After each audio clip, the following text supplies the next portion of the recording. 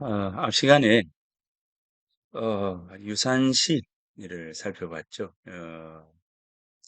영주에를 가서 먼내길 이름도 지어주고 또 태계가 다녔던 그 길을 걸어보고 또 이 태계가 고민했던 부분들을 함께 저도 이제 고민을 해봤습니다. 음, 그러면서 이 태계 선생이 쓴 이 독서유산, 독서유산이라고 하는 이 시를 보고는 굉장히 저 스스로 또 감동했기 때문에 여러분들에게 꼭 한번 읽혀드리고 싶었습니다. 이번 학기 수업이 이 어, 치유의 수업이라고 하는 이 교재에 있어서 이제 지금 시간부터 해서는 수월지 김현룡 장군, 그리고 조경대, 오사, 뭐, 이런, 어, 지역을 이제 갈 텐데요. 이제 3분의 2가 지난 것 같아요. 이제 이 교재에서도 이제 3분의 2 정도가 이제 지나면서, 우리 수업도 이제 그렇게 되어 가고 있습니다.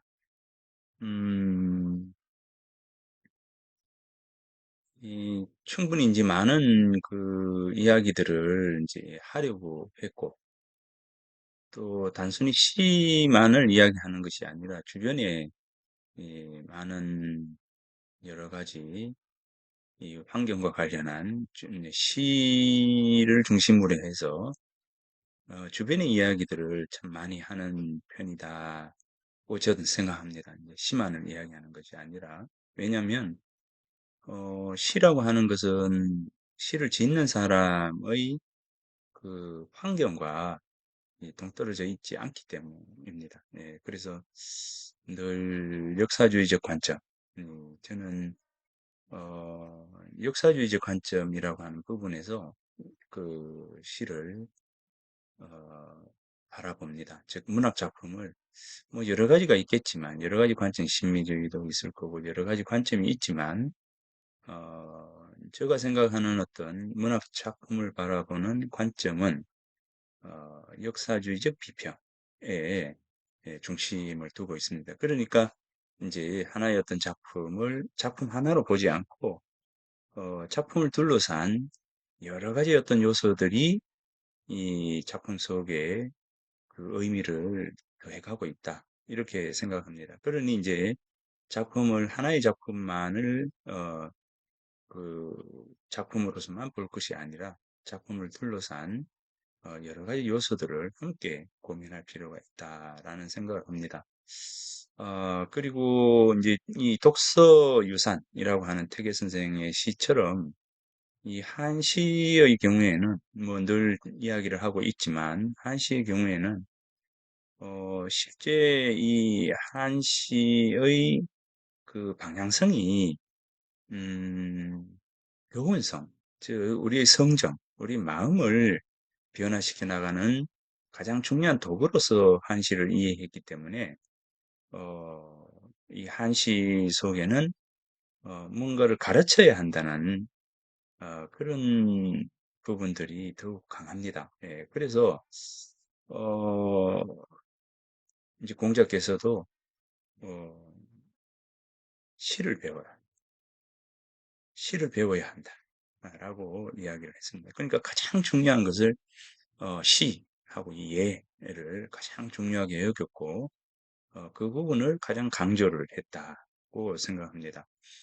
시라고 하는 것은 결국 시를 쓰기 위해서는 사물의 이름부터 알아야 되잖아요. 이제 그래서 시를 쓰기 위해서는 정말 그 많은 부분에서 공부가 필요합니다. 공부가 필요해요. 어, 글자 한자를 놓고 자 여기 이제 이 천신득처 이건 약고 기품을 체득하는 이 천신득처 이 부분도 마찬가지로 뭐냐면 물이라고 하는 것이 흘러가면서 얕은 곳도 지나고 깊은 곳도 지나는 거죠. 이제 그러니까 이제 물이라고 하는 것은 흐르면서 쭉 흘러가다가 얕은 곳을 지나면서 그 얕은 곳을 채워서 지나가고 깊은 곳에 웅덩이에 이르면 그 웅덩이를 가득 채운 후에 그 다음 단계로 넘어간다는 거죠. 그러니까 우리의 공부도 쉬운 부분들이 있고 예, 어려운 부분들이 있어요. 우리 삶에서 마찬가지이지 않습니까? 어려움이 있고 그다음에 쉽게 넘어가는 부분들도 있고요. 이제 그거와 마찬가지로 이 물이 흘러가면서 깊고 옅은 부분에서 그 하나의 그 과정들을 다 진지하게 또는 우리가 이제 마음을 다해서 그렇게 지나가야 된다라고 하는 이제 그런 어떤 부분들이 담겨 있습니다. 이건 공자가 말씀하신 것을 맹자께서 또 강조하고 또 맹자가 더 보탠 것을 가지고 또 후대에 이제 사람들이 자꾸 이렇게 이제 끌어오는 것이죠. 퇴계도 마찬가지입니다. 공자의 말씀과 맹자의 말씀을 이 시 속에 담은 거죠. 그러면 이제 시라고 하는 어떤 이 하나의 작품은 결국 이전 사람들이 했던 말씀을 끌어오고 그죠?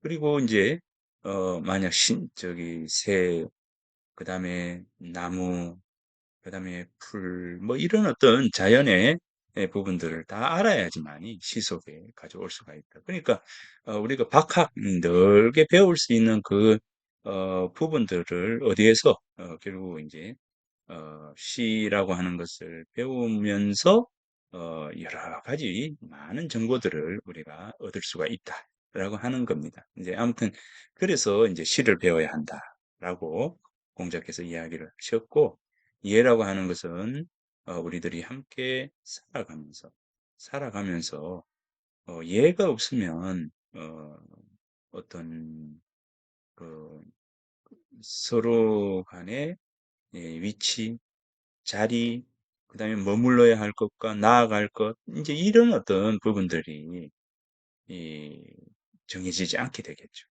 그래서 때로는 내가 가만히 있어야 할 자리, 때로는 내가 말해야 할 자리, 그죠? 때로는 내가 모든 것을 감수하고라도 무언가를 해야 하고, 이 모든 것들이 예예요. 그러니까 이제 출처, 진퇴라고 하는 이 모든 것들이 바로 예 부분입니다. 그래서 진퇴를 잘하고, 그죠? 진퇴, 나아가고 물러나가는 것만 잘한다 하더라도, 그러니까 이제 말을 해야 할 자리와 말해야 하지 않아야 할 자리를 우리가 가리고 구분할 때 삶을 잘 살아가는 거죠. 그죠? 상대에게 상처를 주지 않고 자기는 상처를 받지 않을 수 있는 그런 요소가 바로 그런 거죠. 이제 그러니까 이해라고 하는 것은 나에게도 좋고 상대에게도 좋은 것입니다. 예, 그래서 이게 이제 관계라고 하는 어떤 부분 속에서 필요한 것이 바로 이해죠. 그러면 내가 나로서 오롯이 나를 확인하고 내가 부족한 것과 내가 잘하는 것, 이 모든 것들을 확인하는 자리는 뭐냐? 결국 시를 잘 쓰느냐, 잘 쓰지 못하느냐. 여기에서 이 사람이 많이 알고 있는가? 또는 감정적으로 굉장히 풍부한 감성을 지니고 있는가? 뭐 이런 여러 가지 부분들을 드러내는 자리가 바로 시다. 이렇게 보입니다. 그래서 이제 시와 예를 가장 강조를 했는데 이제 그런 어떤 부분들이 이제 이 시 속에 담겨 있는 거죠. 이제 그러니 이 시 하나에서 결국 이제 작가가 가지고 있는 주변의 환경과 시대적인 어떤 상황, 그리고 작가가 가지고 있는 개인적인 어떤 소회, 느낌, 뭐 이런 부분들이 결국 시 속에 담기기 때문에 그것을 간과하지 않고 시를 읽는 과정 속에서 드러내어야만이 시를 이해할 수 있는 가장 그 우선적인 부분들이 된다라고 생각을 합니다. 예, 그래서 시를 이야기하면서 굉장히 많은 어떤 부분들을 주변에 이제 훑어서 지나가고 있습니다. 때로는 이제 경전을 이야기하기도 하고, 예, 때로는 시대의 상황을 이야기하기도 합니다. 음, 독서는 유산이라고 하는 이 부분은 꼭 기억을 해 두셨으면 좋겠습니다. 책을 읽는 것은 산을 오르는 것과 같은 겁니다. 이 산을 오른다라고 했을 때는 숨이 턱턱 막힐 만큼 포기하고 싶을 만큼 이제 그런 순간도 있죠. 이제 그래서 그런 어떤 순간순간을 극복하는 과정 속에서 우리의 공부가 깊어져 갈 수 있다라고 하는 것입니다. 예, 그러니 그런 부분들을 생각하면서 이 독서 유산시에 대한 부분들을 생각을 했으면 좋겠고, 이 목은 이색의 경우에도 이제 우리 지역과 굉장히 어, 이제 관하대, 그죠? 관하대죠. 영해. 이제 우리 외가 동네 가까이 있는 외가 동네인데, 이 모근 선생의 경우에도 이제 우리 이 지역에 있어서는 굉장히 소중한 분이다. 그래서 가나다에서 태어나서 결국 이제 우리나라에 있어서 한국 성리학에서 중심이 되는 그런 인물이 되었다라고 하는 것은 지역으로서도 굉장히 어, 이제 소중한 되겠다라고 하는 겁니다. 자, 목은 이세 다음 기회에 한번 목은집이죠. 목은집을 한번 일부러라도 한번 살펴보시기 바랍니다. 자, 그래서 이제 이 조세봉 선생, 이 독서유산, 자, 이 문들을 했기 때문에 자, 넘어가겠습니다. 미진한 어떤 부분들이 있다면 나중에 그 학교에 오는 때에 음, 이 부분들을 질문해도 좋습니다. 자, 그러면 이제 독서 유산시를 이제 그만하고 수월제 김현룡이라고 하는 분에 대해서 하도록 하겠습니다. 음, 뭐 수월제에 대한 뭐 여러 부분들이 있는데 가장 이 수월제를 뭐 대표적으로 이야기한다면 임진왜란, 임진왜란 때 의병장이었다. 이렇게 이야기를 할 수가 있습니다. 음, 자, 이 월동제와 김현룡이라고 우리 교재에 있어서는 144쪽에서 162쪽 사이에 있는 음, 내용입니다. 자, 김현룡 이제 이 수월제입니다. 이 최근에 후손들이 수원김 씨죠. 수원김 씨. 수원김 씨 이 집안에서 이 월동제를 다시 이제 정비를 했습니다. 예, 정비를 해서 지금은 이제 이월동제 이렇게 월동해서 월동제입니다. 공의 희는 혈령이요, 자는 덕보, 호는 월동 또는 수월제이시다. 이렇게 해서 혈령입니다. 여기 보면 이제 이 견룡해서 이 이자를 견으로 읽는 분이 굉장히 많죠. 대부분의 사람들이 이자를 이제 견으로 이제 지금 읽겠죠. 읽는데 어, 이 견으로 읽으면 안 되는 게 뒤에 이 용용자가 이제 나와요. 이 용용자가 나오면 아, 이 글은 혈룡이라고 읽어야 되겠구나라고 이제 생각이 되어야 합니다.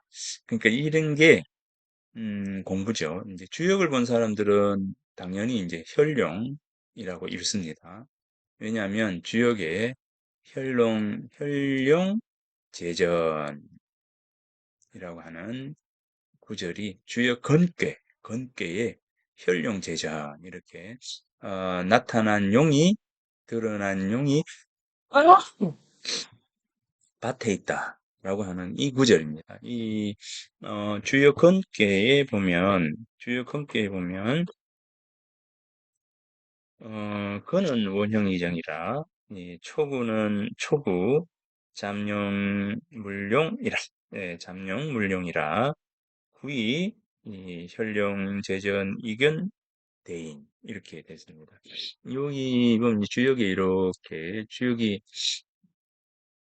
자 양효 이 양효 그래서 양이 두 개가 겹쳐 있죠. 그래서 중건천괴 이렇게 건괴인데 중건천괴입니다. 하늘괴. 그래서 이제 이 요 부분 그래서 여기에서 요 부분은 이제 10대라고 생각하면 됩니다. 10대 밑에서 위로 이렇게 올라가거든요. 자 올라가면 나이로 쉽게 이야기한다면 요게 이제 10대 그럼 요게 20대겠죠. 자, 요거는 뭡니까? 30대가 될 것이고, 여기 이제 40대, 50대, 60대. 지금 또 우리 사회는 50대가 가장 왕성한 힘을 가지고 있는 그런 때죠. 60대 같으면은 이제 원로로서 이제 퇴임을 앞둔 이런 인물들이 바로 60대예요. 이때는 이제 여러 부분들을 이렇게 아우르는 그런 인물입니다. 그러니까 가장 파워풀하고 이제 가장 힘이 강한 사람이 바로 이 50대 되겠죠. 이제 그래서 이제 50대를 우리가 이야기한다면 바로 이제 이 군왕의 자리이다. 이렇게 이야기합니다. 군왕의 자리이다. 여기 이제 사람. 자, 요 두 번째가 사람. 이렇게 되니까 여기 이제 군왕의 자리입니다. 예, 요는 이제 군자와 요거는 군왕의 자리면서 성인의 자리예요. 성인. 요거는 이제 군자의 자리이고 요거는 성인의 자리. 어쨌건 이 가장 그 핵심적인 부분들은 이효와 오효인데 이 오효가 자, 요 부분이 바로 이 군왕의 자리. 군왕. 여기는 원로죠. 이제 군왕의 스승격에 해당되는 사람들이 여기 머물러 있는 겁니다. 그러면 이렇게 본다면 여기는 뭡니까? 햇병아리, 그러니까 애예요, 애. 애는 당연히 뭡니까? 아직 잠룡, 용으로 치면 잠룡이에요. 여기 있는 이 잠룡이 쓸데없이 까불렁거리면서 지 잘났다고 딱 나서면 어떻게 됩니까? 힘도 없는 게 나서면 한 칼에 날아가죠. 그래서 요 때는 뭡니까? 이 시집은 듯이 조용히 머물러 있으면서 뭘 해야 됩니까? 공부해야 돼. 공부. 자기 능력을 키워나가는 거죠. 때가 오면 내가 내 능력을 발휘하겠다. 이거예요. 그러니까 여기 잠룡입니다. 잠룡이니 물룡이라 주역에 잠룡이니 물룡이라. 잠룡 아직까지 이 용이 이 용으로 이제 드러나기에는 부족하기 때문에 물룡 쓰지 마라. 이때 섣부르게 빨리 활용하게 되면 얘도 망치게 되고, 그죠? 얘도 망치게 돼요. 그러니까 힘도 없고 능력도 없고 아직 준비가 안 된 사람을 쓰게 되면 어떻게 됩니까? 반드시 문제가 생기죠. 그죠? 조직에서도 문제가 생기고 자신도 이제 문제가 생기게 되는 거예요. 그래서 이제 군왕의 입장에서 놓고 보면 이제 수렴청정의 기간이죠. 훌륭한 이 어른이 뒤에서 자꾸 살펴주는 그런 식입니다. 그래서 잠룡은 무룡이라, 잠룡이니 무룡이라 이렇게 이야기합니다. 여기가 바로 20대예요. 공부를 일정 부분 해서 이제 어른이 되어가는 시점이죠. 요게 바로 이제 현룡, 처음 세상의 모습을 드러내는 시기입니다. 현룡 제전이니 이견대인이라. 자, 어, 이견, 이견, 대인, 대인을 만나는 것이 이롭다. 이겁니다. 아직까지 혈령, 이제 그 세상이 드러났기 때문에, 이제 세상이 드러났기 때문에 누군가가 아직 필요한 거예요. 예? 끌어줄 사람, 아직 뒷받침이 될 사람. 우리로 봤을 때는 이제 20대 아이들에게 뭡니까? 20대의 성인이 처음 되는 친구들에게 부모가 이렇게 탁 버팀목이 되는 것처럼 이 훌륭한 부모가 계시면은 더욱더 좋죠. 예, 어쨌건 이 부모가 잘 계시는 요 모습입니다. 그러니까 이 대인이에요, 대인. 이견 대인. 대인을 보는 것이 이롭다. 자, 대인을 보는 것이 이롭다. 그러니까 대인과 함께 대인에 의지해서 스스로의 역량을 더욱더 키워나가라. 이겁니다. 그러니까 이제 여기 20대예요. 이제 30대, 40대, 50대, 60대 이렇게 해서 이게 건괴예요. 건괴. 이 건괴, 중건천 이 건괴에 건괴에 나오는 말이 이제 이 혈령입니다. 혈령, 혈령. 그래서 용용자가 있기 때문에 이를 현이라고 읽어야 됩니다. 그래서 사람들이 이제 결령 이렇게 하면 아 저분은 주역을 모르는구나 라고 하는 겁니다. 그러니까 우리가 이제 사소한 부분에서 그 사람의 교양이 드러나는 거죠. 그래서 이제 이런 부분들을 아는 사람들은 아 저분이 주역을 읽지 못했구나. 근데 혈령 이렇게 탁 읽어요. 그러면 저분은 공부가 좀 많이 되었네. 이렇게 사소한 부분에서 이런 이야기를 하는 겁니다. 이런 그 부분들을 우리가 키워나가기 위해서 사실은 공부를 하는 거예요. 보이지 않는 곳에서 우리들은 늘 이렇게 상대에 의해서 이런 뭐라 그럴까요? 이제 이런 부분들이 있잖아요. 있는데 음, 그런 측면에서 이제 우리가 어, 이제 뭐 아무튼 그러려면 이제 잘 이렇게 공부를 해야 되겠죠. 자, 이제 혈룡이라고 하는 이 분이 임진왜란 때 그 의병장을 지냈어요. 포항에 의병장을 지냈습니다. 어, 요 부분에 대해서 한번 임진왜란하고 이제 형상강 전투에서 혁혁한 공을 세우고 인물이 바로 이제 김혈령, 수원김 씨입니다. 포항의 수원김 씨, 김혈령 장군입니다. 자, 이 임난이 일어나자마자 일주일 만에 이 형산강까지 올라와요. 올라오는데 요 앞부분은 뭐 한번 읽어보십시오. 읽어보는데 자, 여기 볼까요? 이제 여기 선조 24년 1월 통신사 일행이 사행을 마치고 돌아왔다. 가정영관으로부터 명은 외국의 입궁을 허락하지 않았으니 명년 2월 대명으로 직행하고자 한다. 조선도 또한 우리를 도와서 대명국으로 뛰어들 것인가? 자, 이 일본 이제 통신사 일행이 일본에 갔다가 돌아오는 길에 일본 이제 국서에 이렇게 아주 무례하게 외국이 이 명나라로 쳐들어갈 테니 에, 그 길을 너네들이 열어라 이겁니다. 풍신수길 이제 수길의 안강이 형형하고 지혜가 있으니 반드시 침략해서 올 겁니다. 황룡길 이 이야기를 합니다. 그런데 이제 수길은 만만 오지 않을 겁니다. 그는 눈이 쥐와 같으며 용렬한 인물에 지나지 않으므로 두려울 것이 없나이다. 이렇게 이제 학봉 김성일이 이제 이렇게 이제 이야기를 합니다. 이제 그래서 이렇게 이제 서로 통신사가 이렇게 이제 서로 다르니 여기에 대해서 이제 조정에서는 어, 어떻게 해야 하는가에 대한 부분들을 이제 논의를 시작을 합니다. 이제 그럼에도 불구하고 이제 계속 이제 동인 서인 간의 반목과 갈등, 권력 다툼, 뭐 이런 어떤 부분들 속에서 일본에 대한 대비가 계속 늦어지게 되죠. 이제 그런데 서해 유성룡의 경우에는 읍성을 이제 수축하고 전쟁 방위에 이제 들어가게 됩니다.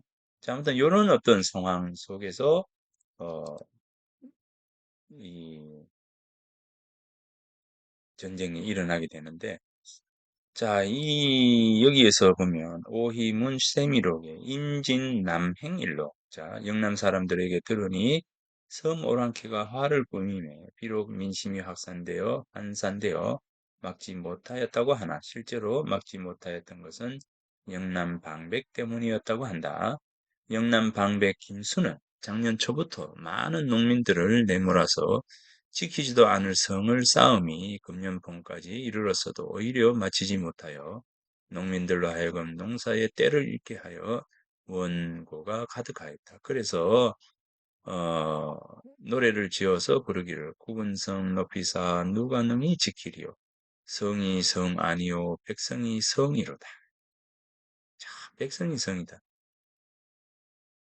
백성의 죽음, 백성의 노력, 이걸로 해서 이제 성을 이제 쌓는다라고 하는 거죠. 자도병사 신할은 군대의 위험을 세우고자 큰 장으로 때리고 끓는 물로 튀기는 등 도처에서 엄형을 하여 채찍 아래 죽는 자가 심히 많아 사람들이 분한한 마음을 품고 도리어 모두 적이 이르기를 기다렸다. 아이고 이러면은 뭐 외구가 빨리 왔으면 좋겠다. 이래 주거나 저래 주거나 이런 이런 상황 속에 이제 놓여지어 있었다라고 보여집니다. 전하의 국사는 이미 그릇되었으면 나라의 근본은 이미 없어지고 하늘의 뜻은 사라지고 인심은 이미 떠났다.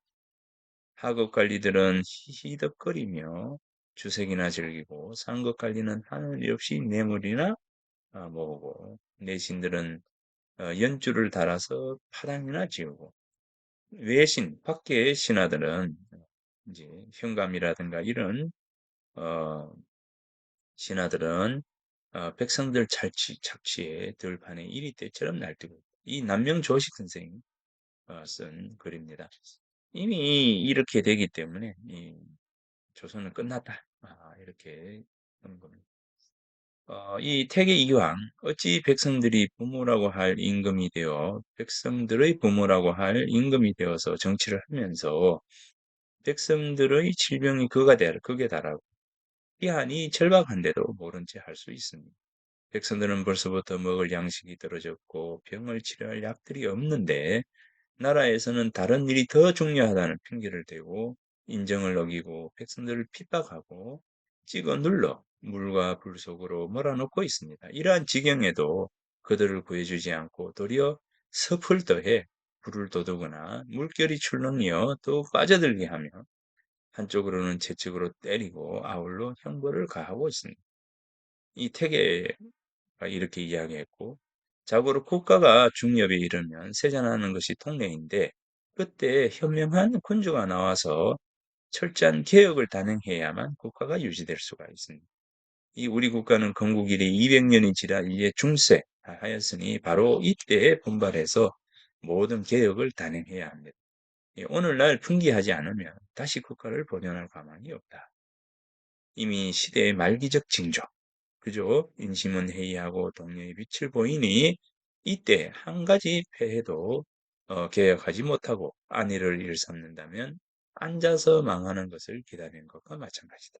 임난이 일어나기 전에 이렇게 퇴계도, 율곡도, 남명도 이렇게 이제 이야기를 합니다. 그러니까 당시 그 조선의 형편이 어떠했는가라고 하는 어떤 부분들을 이제 우리가 살펴볼 수가 있는 것이죠. 이제 그래서 이러한 어떤 상황이 되니 음, 사실은 이제 어려운 시기에 이르면 어려운 시기에 이르러서 그 임금이 이 자신의 리더가 백성들을 중심으로 해서 잘 이렇게 극복해 나가는 이제 부분들이 있는가 하면 어, 어려운 지경에 이르러서 이제 어가 가고 이 포가 같고 예, 그래서 뭔가 쥐어짜듯이 해서 이제 극복하는 어떤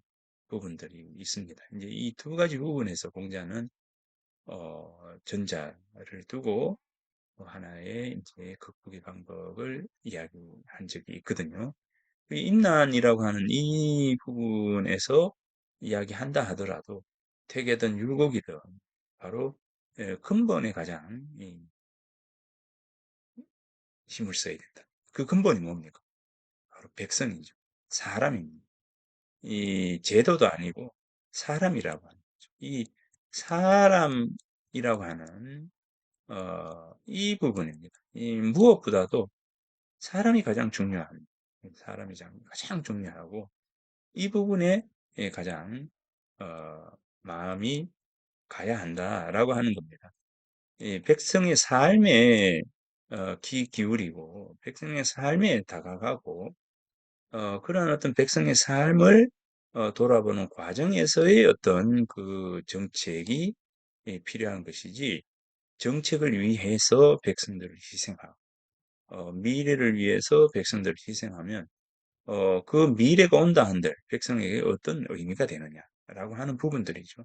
이제 그런 측면에서 이제 지금 이제 태계의 이러한 얘기와 율곡의 이러한 얘기는 결국 하나의 어떤 방향성 속에서 군주가 어떤 부분들을 먼저 힘써야 하는가라고 하는 그런 부분들입니다. 이게 한번 돌아볼 필요가 있습니다. 역사는 이 공작에서 춘추를 통해서 역사는 반복이 되잖아요.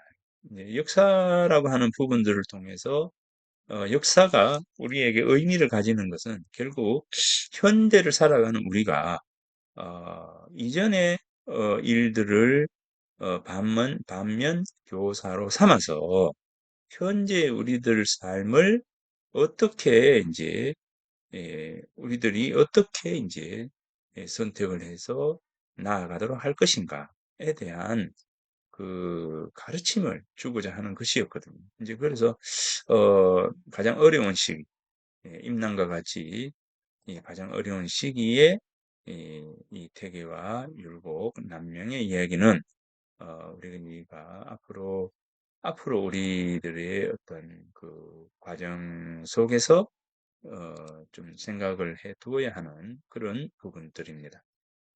임난이 이제 1592년에 시작이 되었는데 1592년 4월 14일 왜군이 부산에 이제 상륙을 합니다. 일진, 이진 뭐 쭉 해서 이 가거든요. 자, 일진, 이진, 삼진 이렇게 해서 이 한반도를 중심으로 해서 이 가운데 쪽을 훑어오는 일진.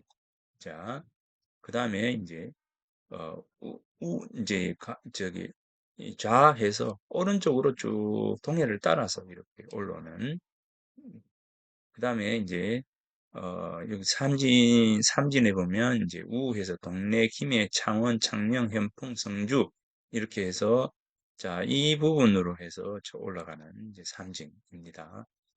그러니까 이쪽 부분하고 이제 가운데 부분하고 자, 이 동해안 쪽으로 이제 올라.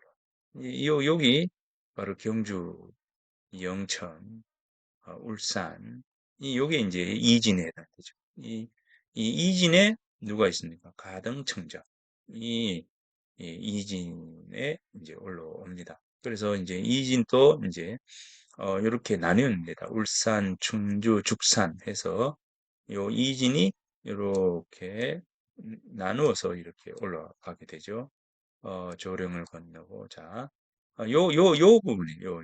여기가 이제 우리 포항, 경주가 바로 이진의 이제 울산, 경주, 영천, 신령, 의흥, 군위, 비안, 용궁, 뭐 문경, 조령 이렇게 넘어가는 거예요. 자, 이 이진이 울산에 도착한 때가 언제냐면 바로 임난이 일어난 지 6일째 되는 날입니다. 그러니까 얼마나 빨리 빨리 올라왔겠습니까? 자, 요 자료 임난 창의도입니다. 음, 이 울산, 경주, 이제 영천, 의성 이렇게 해서 올라가죠. 자, 나중에 한번 보십시오. 이제 경상도의 친관 조지 뭐 이렇게 해서 청하흥의 영일, 장기 이렇게 이제 포항, 경주죠. 자, 여기 보면 이제 팔공산 해명록 임난 때 이제 의병장들이 모여서 이게 의병장들이에요. 의병장들이 1차 팔공산에 모여가지고 나라가 어려운데 우리들이 이제 사제를 털어서 나라를 구하자 이렇게 해서 임난에 이렇게 이제 그 의병들이 이제 모여서 맹세를 해요. 예, 그래서 팔공산 해명록에 보면 여기 김혈룡, 그죠? 김월룡, 김우정, 김우결 이렇게 있죠. 요게 이제 요 사람들이 이제 형제이면서 사촌 형제까지예요. 이제 그러니까 요 형제들이 다 모였어요. 자, 2차 팔공산 회맹록에도 마찬가지로 김혈룡, 김우정 이렇게 이제 들어와 있죠. 그래서 이제 이 김혈룡이라고 하는 분이 바로 임난 시기에 아주 의병장으로서 중심된 역할을 했다. 자, 여기 저 수월지 선생 일보의 난중일기 이렇게 보면 임진년 4월 13일 일본이 20만 대군으로 부산 진으로 침입했다. 부산과 동네가 함락되고 14일 날 함락되고 외적이 울산과 경주로 밀고 올라왔다.